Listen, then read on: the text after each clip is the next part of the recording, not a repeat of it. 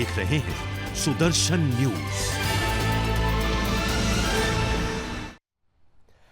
नमस्कार, बहुत स्वागत है आप सभी का सुदर्शन न्यूज पर। मैं हूं आपके साथ संभव गुप्ता। 25 जून 1975 ये तारीख भूल से भी नहीं भुलाई जा सकती है। ये भारतीय लोकतंत्र के इतिहास की सबसे खौफनाक, सबसे डरावनी तारीख थी, क्योंकि इस दिन लोकतंत्र की हत्या की गई थी। ये तारीख इतिहास के पन्नों में काले अक्षरों से दर्ज है। उस दौरान तत्कालीन राष्ट्रपति फखरुद्दीन अली अहमद ने तत्कालीन प्रधानमंत्री इंदिरा गांधी के नेतृत्व वाली सरकार की सिफारिश पर भारतीय संविधान की धारा 352 के अधीन देश में आपातकाल की घोषणा की थी। स्वतंत्र भारत के इतिहास में यह सबसे विवादास्पद काल था। आपातकाल में चुनाव स्थगित हो गए थे। इसे आजाद भारत का सबसे विवादास्पद दौर भी माना जाता है। और अगले सुबह यानी कि 26 तारीख को, यानी 26 जून को समूचे देश ने रेडियो पर इंदिरा गांधी की आवाज में आपातकाल की घोषणा के बारे में सुना। आपातकाल के पीछे कई वजह बताई जाती हैं और जिसमें सबसे अहम है 12 जून 1975 को इलाहाबाद हाईकोर्ट की ओर से इंदिरा गांधी के खिलाफ दिया गया फैसला। और कहा जाता है कि आपातकाल की नींव 12 जून 1975 को रख दी गई थी। इंदिरा आसानी से सिंहासन खाली करने के मूड में नहीं थी। संजय गांधी कतई नहीं चाहते थे कि उनकी मां के हाथ से जो सत्ता है वो चली जाए।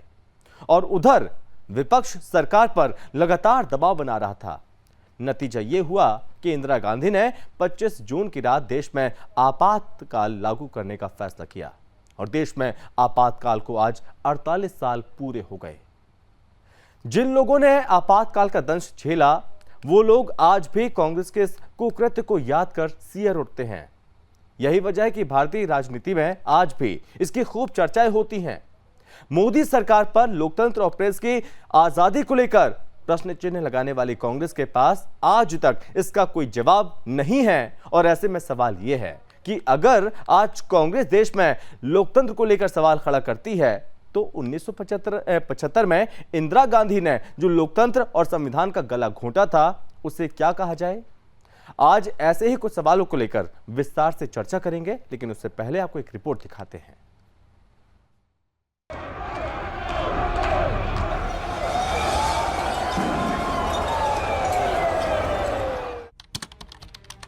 इतिहास का काला दिन।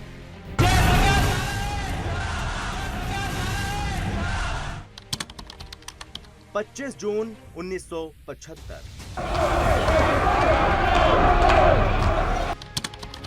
इमरजेंसी। आज का दिन भारतीय लोकतंत्र के इतिहास के लिए एक काला अध्याय है। इस दिन को याद कर हर भारतीय का सिर शर्म से झुक जाता है। 1975 में आज ही के दिन से 21 महीने के लिए इमरजेंसी लागू हो गई थी। 25 जून 1975 से 21 मार्च 1977 तक का ये समय तत्कालीन इंदिरा गांधी सरकार की मनमानियों का दौर था। उस वक्त सरकार के खिलाफ उठने वाली हर आवाज को दबा दिया गया था, प्रेस को कुचल दिया गया था। इंदिरा गांधी ने भारतीय संविधान को एक तरह से जलती चिता के हवाले कर दिया था। इमरजेंसी की कहानी लाखों लोगों को जेल में बंद करके लोकतंत्र का, कानून का, संविधान का, मर्यादा का, न्यायपालिका का गला घोंटकर स्वयं को सत्ता में बनाए रखने की तानाशाही सनक की कहानी है। करीब 4.5 दशक पहले देश के लोगों ने रेडियो पर एक ऐलान सुना, जिसकी आवाज देश अभी तक भूल नहीं पाया। भाइयों और बहनों, राष्ट्रपति जी ने आपातकाल की घोषणा की है। वर्षों बाद भले ही देश के लोकतंत्र की गरिमामयी तस्वीर दुनिया को दिखाई देती है, लेकिन आज भी अतीत में 25 जून का दिन लोकतंत्र के काले अध्याय के रूप में दर्ज है। 25 जून 1975 की रात से ही देश में विपक्ष के नेताओं की गिरफ्तारियों का दौर शुरू हो गया था। जयप्रकाश नारायण, अटल बिहारी वाजपेयी, लाल कृष्ण आडवाणी, जॉर्ज फर्नांडिस सहित बड़े नेताओं को जेल में ठूस दिया गया था। जेलों में जगह तक नहीं बची थी। प्रेस पर सेंसरशिप लगा दी गई। हर अखबार में सेंसर अधिकारी बैठा दिया गया। लेकिन विडंबना देखिए, जिस कांग्रेस ने देश में आपातकाल लागू किया, देश को खुली जेल बना दी। विपक्षी नेताओं ने कांग्रेस के इस आपातकाल का विरोध किया और जेल गए। आज विपक्ष के वही नेता उसी कांग्रेस के साथ मिलकर लोकतंत्र बचाने की बात कर रहे हैं। न्यूज डेस्क से अंकित सिंह की रिपोर्ट।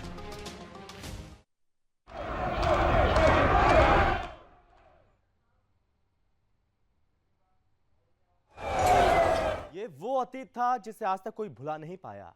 प्रेस की आजादी को छीन लिया गया, बड़े बड़े नेताओं को उनकी जुबान बंद कर दी गई, उन्हें जेल में डाल दिया गया। कोई लिख नहीं सकता था, कोई कुछ बोल नहीं सकता था सरकार के खिलाफ। इस तरह से दमन किया गया था। लोकतंत्र का गला घोट कर रख दिया था कांग्रेस पार्टी ने, इंदिरा गांधी ने।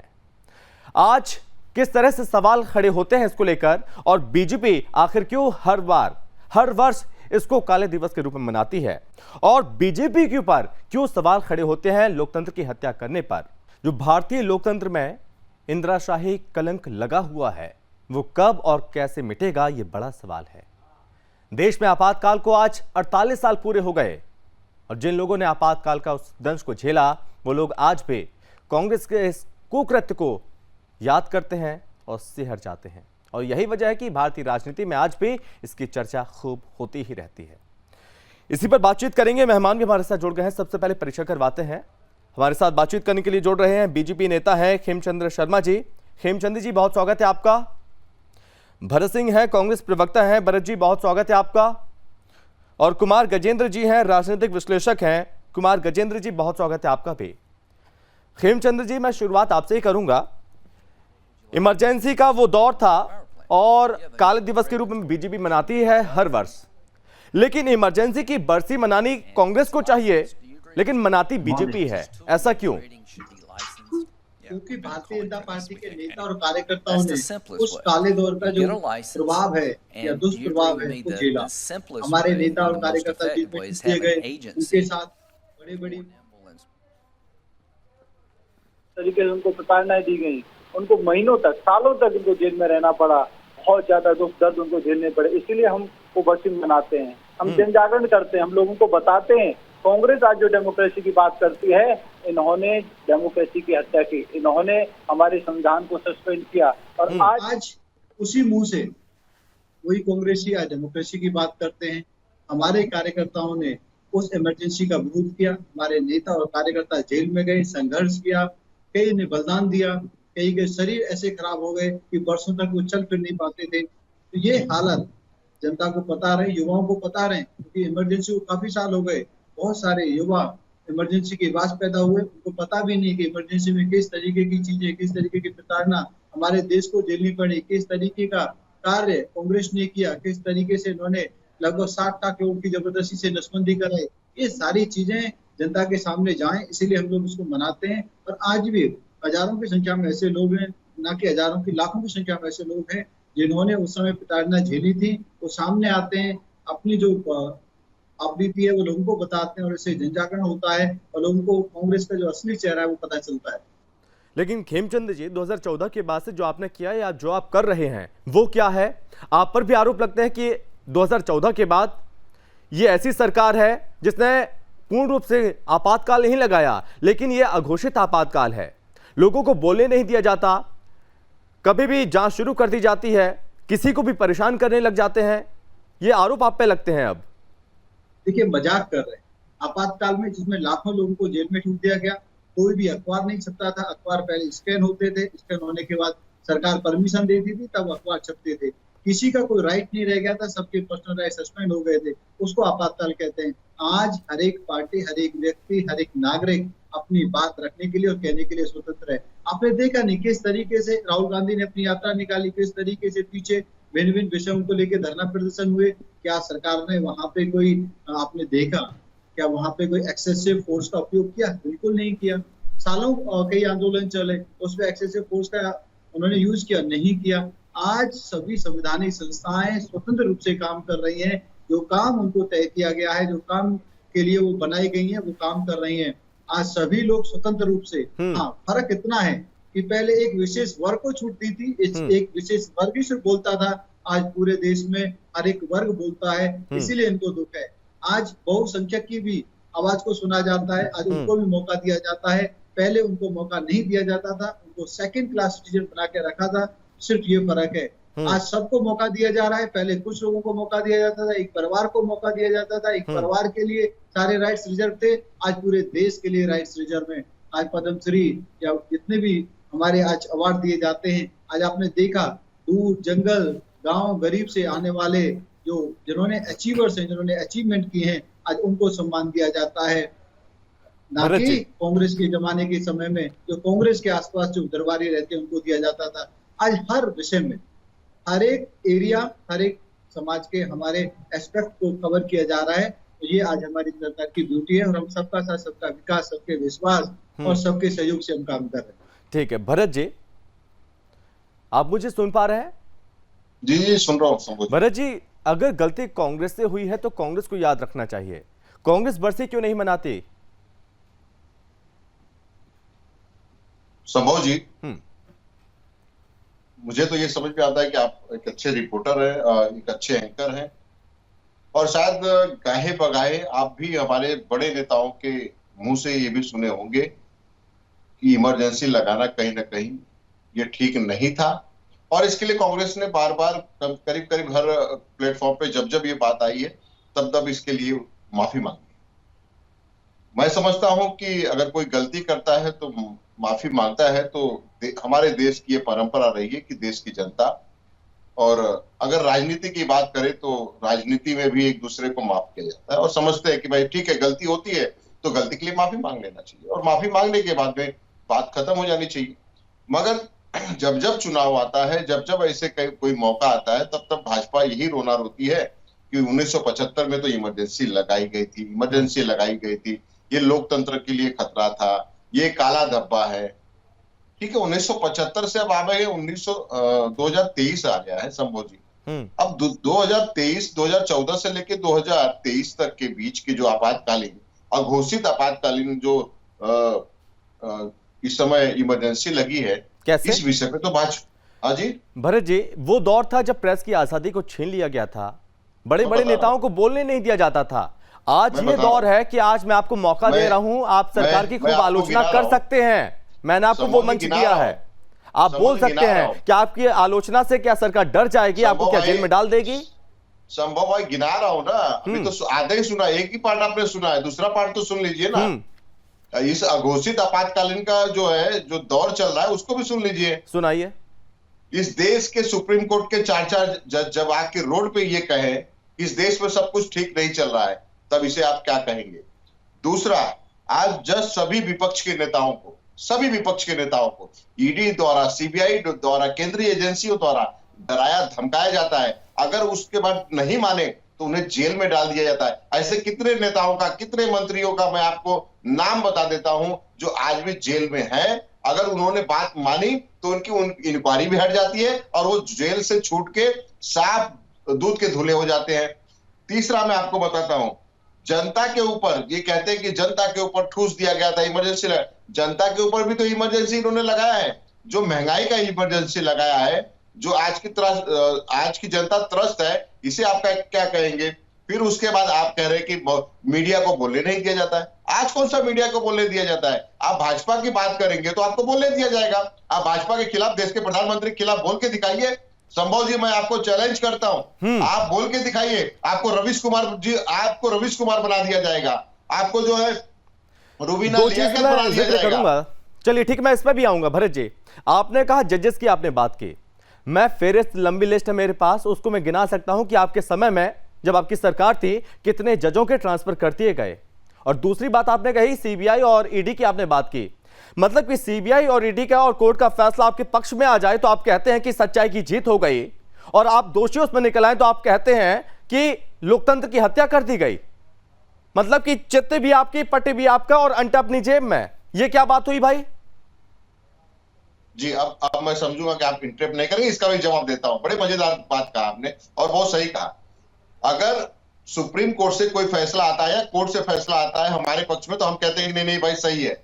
जब हम सही करेंगे तो सही फैसला आएगा।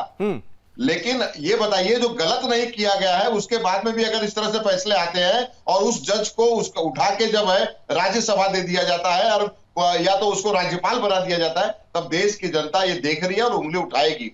बार बार ये बात आती है, बार बार ये कहा जाता है। आज मैं बता रहा हूं आपको, ऐसे अनगिनत भाजपा के नेता जो हमारी पार्टी में थे या किसी और विपक्ष की पार्टी में थे, वो भाजपा ज्वाइन कर लिए तो सिर्फ डर के मारे ज्वाइन कर लिए। आज उनको क्लीन चिट मिली हुई है, उनको क्लीन चिट मिली हुई है, तो भाई क्या वो दूध के धुले हो गए क्या उनकी सारी गलतियां माफ कर दी गई है क्या? आप देश के इमरजेंसी की बात करते हैं, इंदिरा जी के इमरजेंसी की बात करते हैं, लेकिन नरेंद्र मोदी जी के इमरजेंसी की बात आप नहीं करेंगे। यही तकलीफ है ना, यही बात है कि जब जब आज की मीडिया अगर कुछ सच्चाई बोलने जाएगी, अगर सवाल पूछ लिया जाएगा एक अगर एंकर से या एक रिपोर्टर से, तो उस बेचारे का ट्रांसफर हो जाता है, उस बेचारे को नौकरी हाथ धोना बिल्कुल पड़ता है। नहीं, इस मुगालते में आप मत रहिए भरत जी, इस मुगालते में आप मत रहिए कि हम डर जाएंगे सरकार से या विपक्ष से, किसी नेता से हम डर जाएंगे, तो ऐसा नहीं होगा। मैं कहां कह रहा हूं संभव जो जी, मैं कहां देश के उत्थान की बात करेगा हम उसके साथ खड़े हैं। जो है एक अगर आप देश तोड़ने की बात करेंगे हम उसके साथ नहीं है। क्या हुआ देखिए, उसको हटा दिया गया। अभी ताजा उदाहरण दे रहा हूं, चलिए कि ठीक है, लियाकत जी के साथ क्या हुआ आप बताइए। मैं आपको एक और एग्जांपल देता हूं भरत जी, मैं आपको खुला चैलेंज करता हूं, मेरे सवाल का आप जवाब दीजिए। आप प्रेस की आजादी की बात करते हैं, आप डेमोक्रेसी की बात करते हैं। बिहार में एक लड़का मनीष कश्यप, उसको जेल में आप सड़ा रहे हैं, उस पर एनएसए लगा दिया। एक लड़के से पूरी सरकार डर गई है। नहीं, ऐसा क्यों? बता रहा हूं, एक लड़के से डर गई आपकी सरकार? नहीं, अब इसका जवाब भी मतलब कि वो सरकार की जो नाकामी है उसको बता रहा था, उससे आप लोग डर गए। समझिए, इसका जवाब दे दूं आपको। देखिए उन्होंने क्या था, उन्होंने एक ऐसा मैसेज दिया था जिसकी वजह से दूसरे राज्य में जो है हमारे जो उत्तर भारतीय जो है बेचारे काम करने के लिए गए थे, अफरा तफरी मची थी। क्यों हुआ था ये बताइए? क्यों इस तरह से जो है सर्कुलेट करना चाहिए? देश के प्रधानमंत्री के बारे में या गृह मंत्री के बारे में आप ट्वीट कर दे तो उसे जेल में डाल दिया जाता है। आप आए थे, ट्वीट करते रहते हैं। बोलने की आजादी नहीं है, अभिव्यक्ति की आजादी नहीं है। प्रधानमंत्री नरेंद्र मोदी को आप नीच कहते हैं, आपके नेता नीच कहते हैं, तो क्या आपके नेता जेल चले गए? कोई नाक कह देता है, कोई सांप कह देता है कि आपके नेता जेल चले गए? दिन भर सुबह से उठते और सोते टाइम आप गाली बकते हैं, गाली देते हैं सोशल मीडिया पर कि आप जेल चले गए? नहीं, जो भी अगर देश के भाजपा के नेताओं के खिलाफ बोलेगा वो जेल जाता है। कौन जा रहा है जेल? आप मुझे बताइए। आप सुबह से शाम तक एक ही गुणगान करते हैं और कहते हैं कि बोलने की आजादी नहीं है। बोलने की आजादी तो खत्म हो गई ना। अगर आप अरे मैं आपको मौका दे रहा हूं बोलने का, आप मुझसे खूब बोल रहे हैं, आप खूब आलोचना कर रहे हैं, तो क्या आपको क्या पुलिस जेल में डाल देगी आपको? बात कर रहा हूं मैं, तो संभव जी से बात कर रहा हूं। अगर मैं देश के प्रधानमंत्री के खिलाफ बोलूंगा, अगर मैं अपशब्द कहूंगा तो तुरंत जो है जेल में। अरे भरत जी, आप क्यों बोल रहे हैं कि आपके तमाम नेता ऐसी बातें कर चुके हैं? नहीं, हमारे नेताओं ने अगर किसी ने बात किया है, अगर गलत किया है तो उसके लिए उन्होंने माफी मांगी है। अरे माफी क्या पहले कर दो, उसके बाद माफी मांग लो। अरे भाजपा के लोग तो बोलते भी है, करते भी है, उसके माफी भी नहीं मांगते हैं शंभू जी। उसके बाद तो ये कहते हैं कि नहीं हमने जो किया वो सही किया। हेमचंद जी आपके सवाल के जवाब देंगे, उसके बाद जल्दी से मैं गजेंद्र जी के पास जाऊंगा। हेमचंद जी बोलिए। देखिए, ये बोलते भी हैं, हल्ला भी मचाते हैं और साजिश भी करते हैं, और फिर भी ये बहाना मारते हैं कि देखिए हमें आजादी नहीं है। ये देश में भी बोलते हैं, विदेशों में भी जाके देश को बदनाम करते हैं, झूठ बोलते हैं, अफवाह फैलाते हैं, वहां पे साजिश रचते हैं, और एक इकोसिस्टम जो बना हुआ है उसके साथ मिलकर तरह तरह की एक्टिविटी भी करते हैं। और अभी ये बात करते हैं, अरे राहुल गांधी ने अभी एक गाजियाबाद का एक घटना था कुछ साल पहले का, वहां पे एक मुस्लिम व्यक्ति को मार दिया गया, और मारने वाले भी मुस्लिम थे, लेकिन उसको किस तरीके का वीडियो का टैग दिया, वो राहुल गांधी के से ट्वीट हुआ। बिना मुस्लिम के नाम लेने के लिए कम से कम एक दिन तो बात कर लीजिए। सुन लो, मैं बताऊं, आप लोग भी ऐसा करते हो। अगर कोई हिंदू मारा जाए तो आप लोग नहीं, अरे हिंदू मुसलमान को छोड़ के आपके पास नहीं का टॉपिक मैं आपको बता रहा हूँ किस तरीके आपने आदरणीय प्राइम मिनिस्टर मोदी जी के खिलाफ लगातार अभद्र भाषा का उपयोग किया। इवन मोदी जी मर जाने चाहिए, मोदी जी जिंदा नहीं रहे, ऐसी भाषा का उपयोग किया। आप किसी को हमने जेल में डाला नहीं, हमारे ये कानून काम करता है। मैं आपको खेमचंद जी आपको पूरा लिस्ट देता हूं कितने लोगों को जेल में डाला गया है आपके बोलने पे, ट्वीट करने पे। 5 मिनट आप बोले, मैंने आपको डिस्टर्ब नहीं किया। पवन खेरा जी को अगर जमानत मिल जाती है कोर्ट से तो कोर्ट ठीक है, लेकिन राहुल गांधी जी की सदस्यता कैंसिल हो जाती है तो कोर्ट गलत है। आपको विश्वास कहाँ है? आपको ना हमारी पार्लियामेंट में विश्वास है, ना कोर्ट में विश्वास है, ना जनता में विश्वास है। कर्नाटक में जीत गए तो ठीक है, नहीं तो इलेक्शन कमीशन खराब है। हिमाचल में जीत गए, ठीक है, ठीक है, गजेंद्र तो जी। भाई, इलेक्शन खराब है। अरे हमारे यहाँ पे लोकतंत्र है, तभी आप कर्नाटक और इसका हिमाचल जवाब दे में दो। जीते हैं। अगर हमारे यहाँ पे लोकतंत्र मुझे नहीं जवाब होता, दे दो इसका। ना तो राहुल गांधी अपनी यात्रा कर पाते और ना ही आप कर्नाटक और हिमाचल में जीत पाते। गजेंद्र हमारे यहाँ जी। पे लोकतंत्र है। आज अपनी आज ठीक जो है, इसका डिबेट जवाब में दे दो। आप मैं आऊंगा भरत जी, मेरे आपके खिलाफ, पास भी आऊंगा, भारतीय जनता खेमचंद पार्टी जी के आपके खिलाफ पास भी आऊंगा, अपनी टिप्पणी कर पूरा रहे हैं, मौका दूंगा। आपको सुना जा रहा है। गजेंद्र जी, आप लोगों सच और ने झूठ का फैसला जनता करती है, लेकिन इन्होंने 2014 के बाद लोकतंत्र की स्थिति हत्या क्या है की, आप मुझे लोकतंत्र को बताइए, खत्म आप किया। क्या देखते हैं? निश्चित तौर पर किसी देश के अंदर अगर इमरजेंसी का माहौल होता है तो ये लोकतंत्र, किसी भी लोकतंत्र के लिए बहुत ही घातक है और ये काला दिन के रूप में मनाया जाना चाहिए।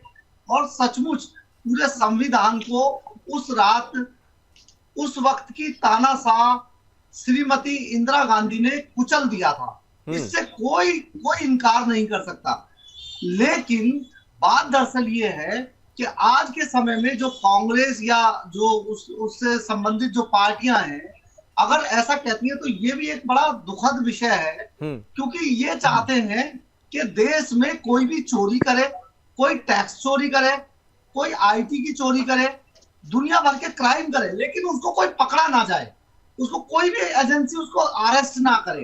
पिछले दिनों जितनी भी चीजें हुई और जिन लोगों को बाकायदा उन पर केसेस थे, उनको केस बनने के बाद, एफआईआर दर्ज होने के बाद उन्हें गिरफ्तार किया गया, चाहे वो सीबीआई ने अरेस्ट किया हो, चाहे वो ईडी ने अरेस्ट किया हो, कोई भी रहा हो।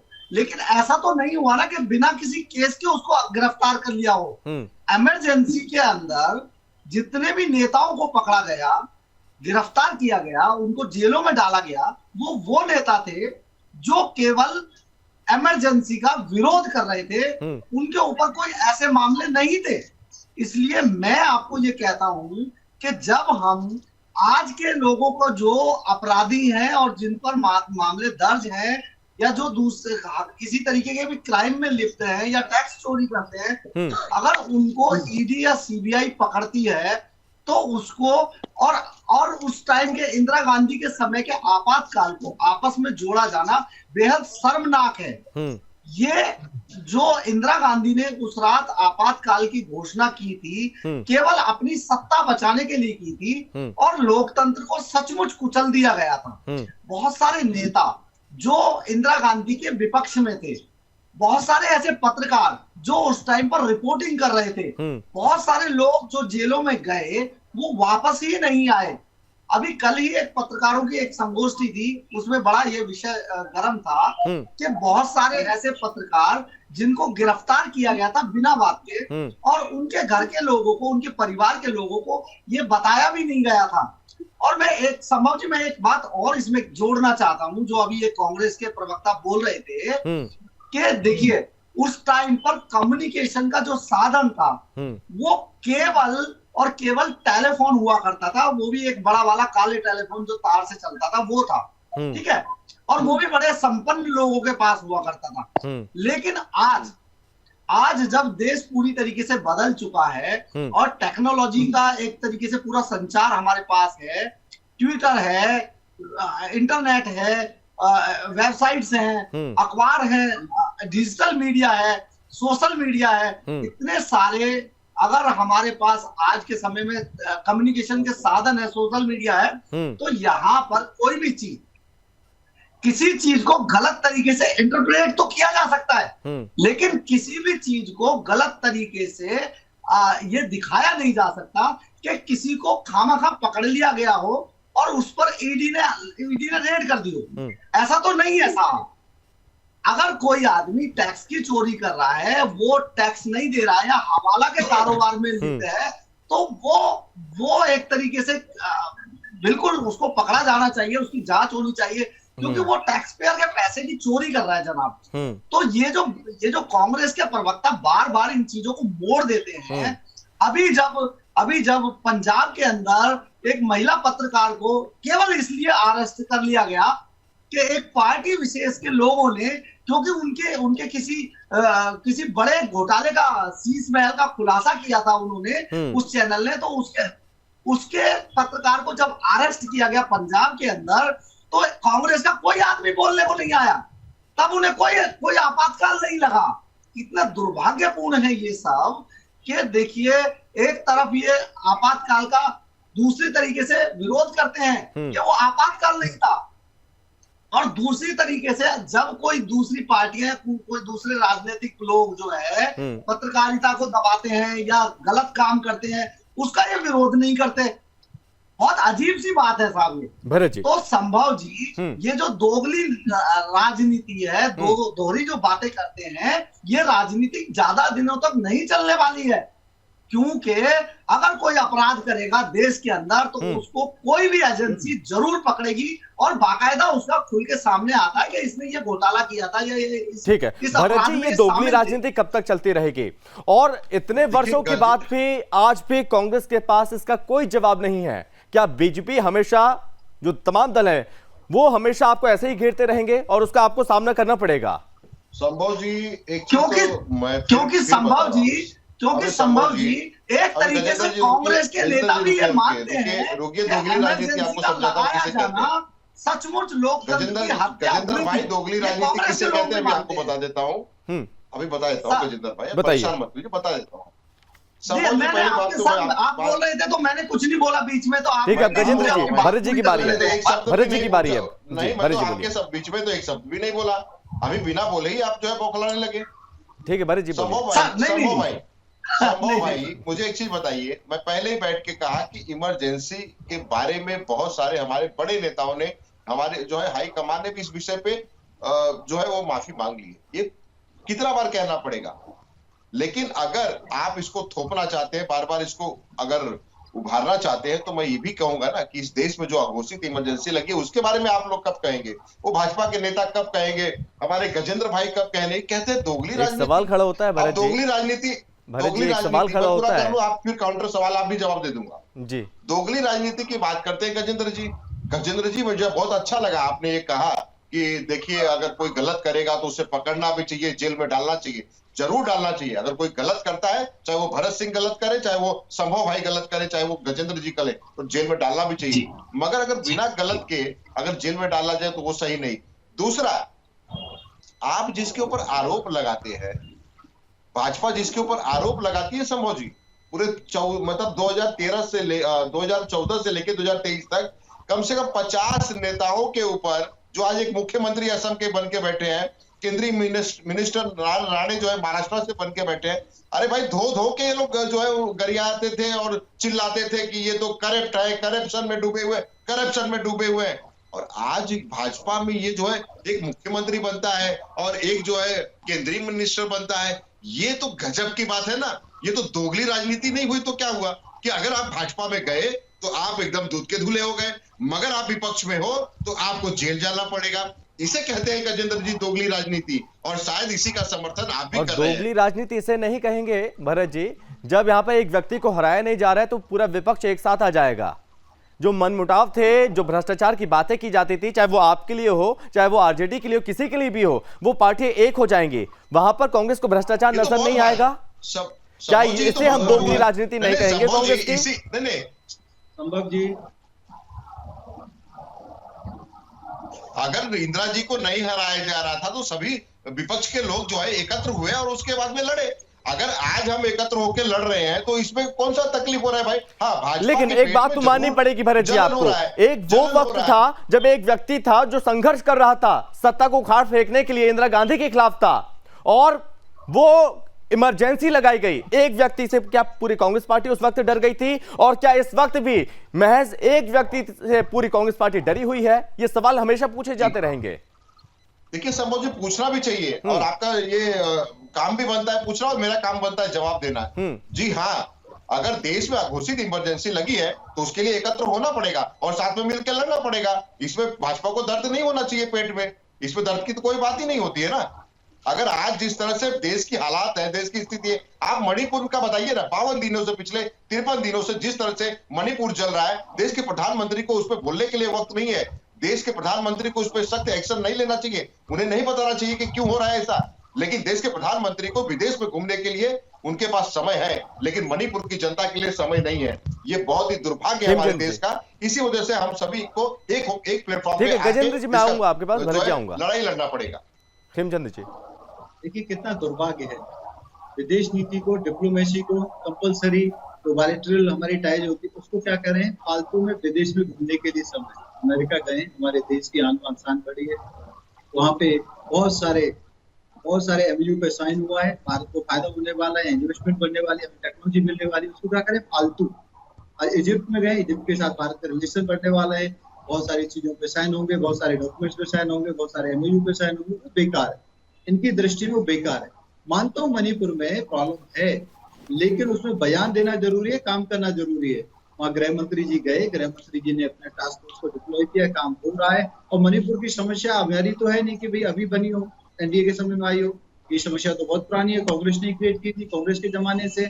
अब बात आई है इमरजेंसी, आज की सरकार को इमरजेंसी कहते हैं, वास्तव में जो इमरजेंसी थी उसमें फर्क क्या है।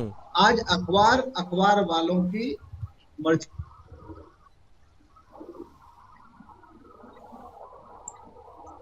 हमारे चीफ मिनिस्टर की बुराई होती है, सबकी बुराई होती है, और भारतीय जनता पार्टी उनको रोक नहीं पाती, नहीं रोकने की कोशिश करती है। आज टीवी चैनल अपने हिसाब से न्यूज बनाते हैं, चैनल ऐसे हैं जो सुबह से शाम एंटी मोदी प्रोपेगेंडा चलाते हैं, लेकिन भारतीय जनता पार्टी की सरकार उनके कोई एक्शन नहीं लेती। आपने रवीश की बात करी, क्या रवीश का मुंह बंद कर दिया, उनको जेल में डाला गया क्या? वो यूट्यूब चैनल नहीं चला रहे, अगर कोई उनको जॉब से निकाल देता है तो इसमें हम क्या करें, भारतीय जनता पार्टी क्या करे? आज भी सभी के लिए काम हो रहा है, लगातार काम हो रहा है, लगातार काम होता रहेगा, ठीक है। लेकिन इनको दिक्कत ये है कि आज लूटने नहीं दिया जा रहा है, आज गांधी परिवार को विशेष अधिकार नहीं दिए जा रहे हैं, आज उनको प्रिविलेज नहीं दिए जा रहे हैं, आज टैक्स की चोरी कर रहा है उस पर कार्रवाई हो रही है, आज जो हवाला का काम कर रहा है उस पर कार्रवाई हो रही है। इनको दर्द वो है कि भ्रष्टाचारियों पे कार्रवाई क्यों हो रही है। बिल्कुल गजेंद्र, शायद यही चीज यहाँ पर कांग्रेस को बच नहीं पा रही है। देश विरोधी शक्तियों को क्यों रोका जा रहा है, क्यों गांधी परिवार को प्रिविलेज नहीं दिए जा रहे हैं, जो आज सभी को अंदर गए हैं उनके ऊपर इल्जाम लगा है, उनके ऊपर इंक्वायरी क्यों नहीं बैठती है? भाई देश ये पूछना चाहता है, विपक्ष ये पूछना चाहता है ना, और मीडिया भी ये पूछना चाहती है कि वो दूध के धुले कैसे हो जाते हैं। खेमचंद जी, इस पे तो जवाब दीजिए ना। आपके पास हमारे पास भाई आपको सवाल पूछने का अधिकार है, आपको जेल में डालने का हमारे अधिकार है, लेकिन जो आपके नेता जो गए हुए हैं वो दूध के धुले कैसे हो रहे हैं, इसके बारे में जवाब दीजिए ना। तो कुछ नहीं करते क्योंकि आपके पास कहने को कुछ है नहीं। मैं यही तो पूछ रहा हूँ ना खेमचंद भाई, जो भाजपा में नेता गए हैं जिसके ऊपर आप लोग ने आरोप लगाया था, उनके बारे में आप बात करिए ना, उनके बारे में बताइए ना। गजेंद्र जी, वॉशिंग मशीन में जो धुलाई करके आपने साफ सुथरा निकाल दिया है। गजेंद्र, सवाल ये भी है कि आखिर बीजेपी कब तक इस मुद्दे को भुनाती रहेगी और कब तक इस मुद्दे को लेकर कांग्रेस पार्टी को घेरती रहेगी? देखिए संभव जी, बात दरअसल ये है कि ये जो 25 जून 1975 का जो दिन था, आपातकाल का, ये इतिहास में दर्ज है और किसी भी तरीके की माफी या दूसरे तरीके के कार्य उसके के कारण इसको इतिहास से मिटाया तो जा नहीं सकता है। लेकिन अगर हम बात करते हैं इमरजेंसी की, जिस दिन लोकतंत्र को देश के अंदर कुचला गया था, तो आप सही तरीके से देखिए कि कई अखबारों को बंद कर दिया गया था, उन पर ताला डाल दिया गया था। इस तरीके का तो कभी उसके अलावा कभी कोई ऐसा काम हुआ नहीं। और जो भरत जी जो इतना एरोगेंसी से बोल रहे हैं, बात दरअसल ये है कि कांग्रेस के नेताओं को अपने बारे में कुछ बुराई, अच्छा बुरा सुनने की आदत नहीं है, असल में एरोगेंट हो जाते हैं बहुत जल्दी। ठीक है, ये आप बात को सुनिए कि हम क्या कहना चाहते हैं कि जो कार्य के दौरान किए गए, जिस तरीके से नेताओं को बिना किसी भरत जी 10 सेकंड में खत्म कीजिए, 10 बिना किसी FIR के जेलों में डाला गया, ऐसा इतिहास में कभी नहीं हुआ है और किसी भी स्टेट के अंदर नहीं हुआ है। तो भरत जी प्लीज, ये काला दिवस है और काला दिवस के रूप में पार्टियां इसको मनाती रहेंगी लोकतंत्र के लिए। नहीं ठीक है गजेंद्र जी, आप चिल्लाते रहिए, इमरजेंसी गलत थी, इसको आप जितना चिल्लाना चिल्ला, ठीक है, हमने माफी मांगना था, हमने माफी ये चाहकर भी दाग कभी मिट नहीं पाएंगे। भाजपा से नहीं मांगा, हम देश की जनता से माफी मांगे। दूसरा चीज, हमारे अंदर नहीं है, जरूरत नहीं है, हम लोग उनसे नहीं करते हैं, मगर भाजपा के नेताओं के अंदर ये कूट के भरा है, उनके अंदर ये भरा है, उनके अंदर मतलब ये दिखाते हैं कि हम तानाशाही कैसे चलिए। हैं और किस तरह से कर ठीक सकते है, हैं। बड़ी माफी के लेकिन- साथ यही रोकना चाहूंगा, वक्त की कमी थी, यही रोकना चाहूंगा। बहुत धन्यवाद गजेंद्र जी, भरत जी और खेमचंद जी, बहुत धन्यवाद इस चर्चा में शामिल होने के लिए। तो आपातकाल के दौरान आम लोगों द्वारा झेले गए अत्याचारों के साथ साथ जनता द्वारा जो प्रदर्शित किए गए अटूट प्रतिरोध ने राष्ट्र की सामूहिक स्मृति को गहराई से प्रभावित किया है और आज के समय में वर्तमान में भारत के एक जीवंत लोकतंत्र के रूप में आज ये देश खड़ा है। और फिर भी यह हमारी प्रमुख जिम्मेदारी है कि हम कड़ी मेहनत से प्राप्त की गई इस फ्रीडम को, इस आजादी को और मौलिक अधिकारों की रक्षा के लिए हमेशा सतर्क रहें, दृढ़ रहें। यह उन सभी लोगों के बलिदान का परिणाम कहलाएगा जिन्होंने आपातकाल का बड़ी ही बहादुरी से विरोध किया था। अतीत से सीखे गए मूल्यवान पाठों को संरक्षित करें और यह सुनिश्चित करें कि ऐसे काले दिनों की छाया हमारे देश के भविष्य पर कभी न पड़े। इस चर्चा में बस इतना ही। आप देखते रहिए सुदर्शन न्यूज। जय हिंद।